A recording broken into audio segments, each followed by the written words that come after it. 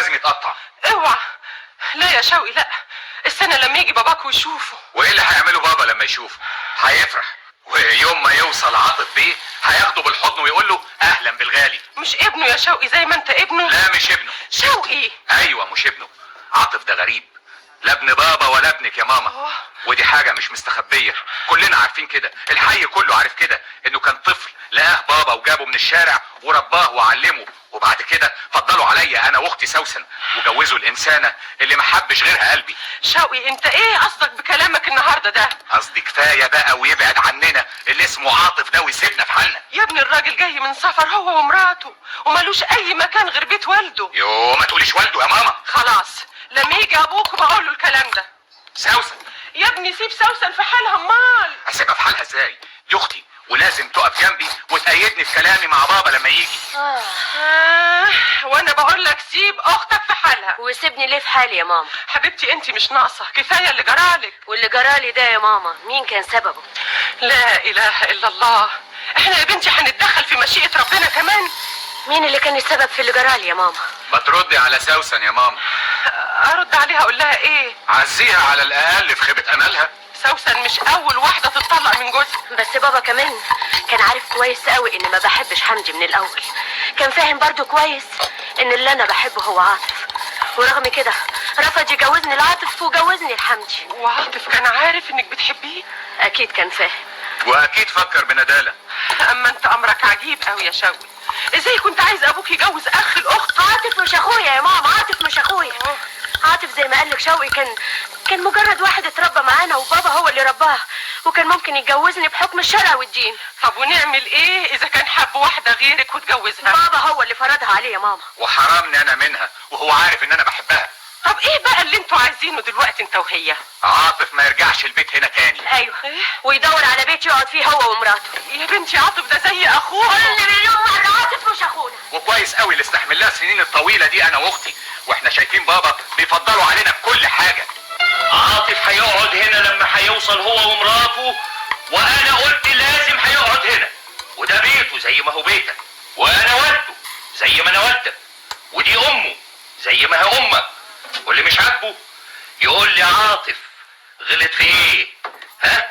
عاطف غلط مع مين؟ وانا مستعد اطرده واوافقكم على كل كلامكم. يا بابا عاطف يمكن ما غلطش مع حضرتك، لكن غلط معانا احنا. غلط مع مين؟ غلط معايا انا. عشان كان اشطر منك واحسن؟ لا، عشان خلص تعليمه وبقى مهندس وانت لسه في الثانويه والظاهر مش هتاخدها. وبرضه لا يا بابا. عشان مستقيم في حياته وانت اعوج طول عمرك. يا بابا انا كنت عايز. انت ايه يا شوقي؟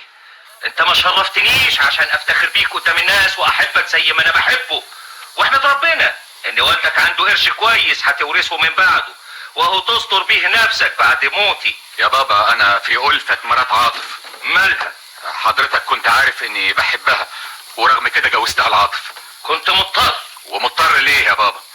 عشان خيبتك اولا، ثانيا كان لا يمكن اشوف عاطف بيحب واحده واخدها منه واجوزها لك انت.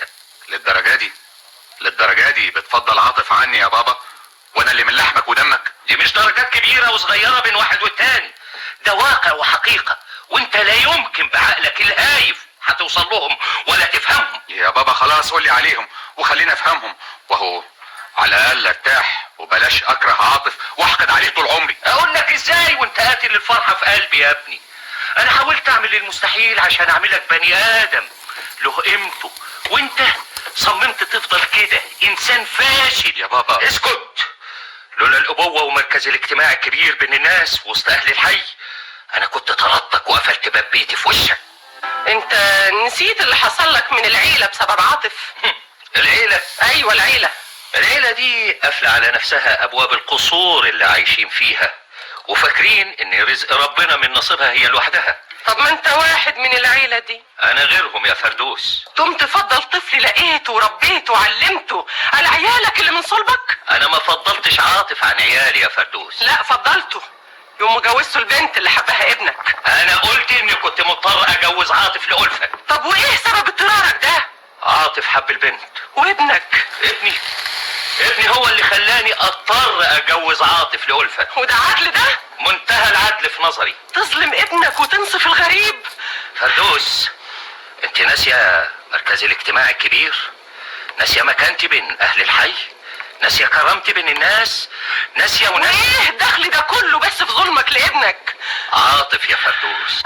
بابا، انا واحده مطلقه، ووجود عاطف معانا دلوقتي هو ومراته ملوش غير معنى واحد في نظري. ممكن اعرف ايه المعنى ده؟ اهانه ليا يا بابا. اهانه؟ عاطف يا بنتي متجوز وراجع هو ومراته. ومين مراته يا بابا؟ مراته هي صحيح بسيطة وبنت ناس على قد حالهم، لكن اوعي تنسي ان اخوك شوقي كان بيحبها ونفسه يتجوزها. وانا مش ضد بساطه مرات عاطف ولا حال اهلها. انا في واحده اخدت مكاني مع الانسان اللي عشت عمري كله احبه. سوسن، احنا هنرجع يا بنتي للحكاية دي تاني؟ الحكايه دي كانت ورا فشلي في جوازي يا بابا، ورا تعاستي النهارده. احنا مش قلنا الجواز اسمه ونصيب؟ بس حضرتك كنت عارف اني بحب عاطف قبل ما اتجوزني حمدي. والد حمدي مركزه كبير، وهو بنفسه اللي طلب ايدك مني واحرجني. وايه شعورك النهارده يا بابا بعد ما اتطلقت من ابن والد حمدي؟ شعور طبيعي يا بنتي، على اساس اني ما اقدرش اتدخل في امر الله وحكمه. يا بابا، انا انسانه مؤمنه وموافقه على كلام حضرتك، لكن واحراج يا بنتي؟ ده جواز يا بابا، جواز، وكان ممكن تتفادى احراجك وتسعد بنتك. طيب اعمل ايه اذا كان عاطف نفسه ما طلبكيش مني؟ عاطف حضرتك اللي مربيه وفاهمه اكتر مني، وعاطف بحكم طبعه طيب ومؤدب، وبحكم انه متربي معانا في بيت واحد يمكن كان شايفني في نظره زي اخته. وهو ده فعلا الدافع اللي خلاني ابعدك عنه، هو ده الدافع اللي خلاني اجوزه ألفت. سألته يا بابا قبل ما اتجوزه ألفت. انا كنت متأكد قبل ما اسأله انه هيرفض. سألته يا بابا قبل ما تبعدني عنه وتحرمني من واحد كنت بحبه. وبعدين معاكي بقى انت واخوكي شوقي، هو يقول لي اني انا اللي حرمته من ألفت، وانت تقولي اني انا اللي حرمتك من عاطف. انتوا ناسيين يا بنتي ان الحب والجواز اسمه ونصيب، وفاهمين ان عاطف هو السبب في حرمانكم انتوا الاتنين. لا يا بابا، عاطف مش هو السبب في حرماننا، لكن حضرتك اللي ظلمتنا احنا الاتنين. انا ظلمتكم؟ ايوه يا بابا، والسبب مجهول، يمكن حضرتك تعرفه لكن انا واخويا شوقي ما نعرفوش. وبعدين يا بابا، انا ذنبي ايه؟ انا واحده نجحت في دراستي وشرفتك وسط الناس، يعني انا غير اخويا شوقي، يبقى ليه تحرمني من سعادتي واتجوز عاطف من واحده غيري وحضرتك كنت عارف اني بحبه؟ سوسن. ايوه يا بابا. انت يا بنتي متصوره اني ممكن اكرهك؟ لا طبعا. وتفتكري اني ممكن اقف في يوم من الايام ضد سعادتك؟ ما افتكرش يا بابا. تبقي تسكتي ومفيش داعي تقولي اني ظلمتك انت واخوكي. طب ليه عملت كده يا بابا؟ عملت ايه يا سوسن؟ ليه جوزت عاطف لألفت وحضرتك عارف ان اخويا شوقي بيحبها وكان عاوز يتجوزها، وبعدتني انا عن عاطف وبرضه كنت حضرتك عارف اني بحبه وعايز اتجوزه. يا بنتي للضرورة احكام. احكام على ايه يا بابا وعلى مين؟ علي انا وعلى اخويا شوقي. عاطف برضو قصدي اني اقول انه غريب علينا برضو. بابا